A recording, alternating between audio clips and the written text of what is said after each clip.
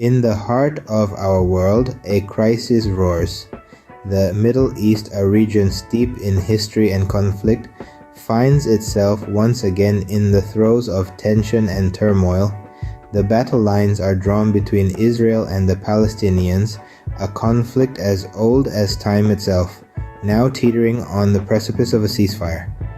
In the recent past, a sequence of events has unfolded, painting a picture of escalating tension and desperate attempts at peace. The saga began with a ceasefire proposal. Crafted by Egypt and Qatar, it was a beacon of hope in the darkness, a chance at a peaceful resolution. But alas, hope was short-lived. Israel deemed the proposal insufficient, a hollow promise that failed to address their concerns.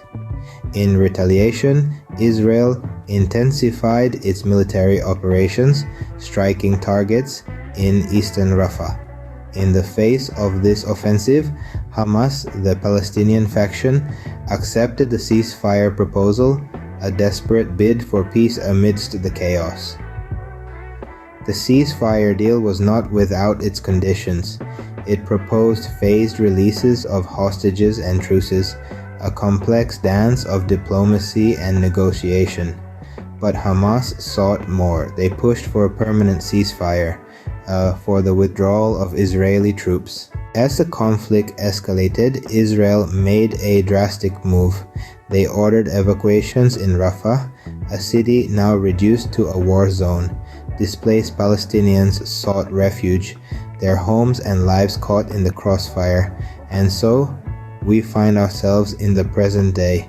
The ceasefire hangs in the balance, a fragile truce threatened by the specter of war. The situation is tense, a powder keg waiting for a spark. International calls for civilian safety echo across the globe, a chorus of voices pleading for peace. Negotiations are ongoing, a delicate dance on the world stage. The implications of this conflict are far-reaching.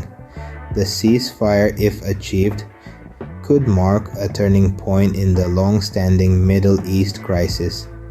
It could pave the way for a peaceful resolution, for an end to the violence that has plagued the region for decades. But if it fails, the consequences could be dire, a return to conflict and chaos, a cycle of violence that seems almost unending. In the heart of our world, a crisis roars, but amidst the chaos and conflict there is hope. Hope for a ceasefire, for peace, for a future free of violence. The world watches and waits, its breath held in anticipation.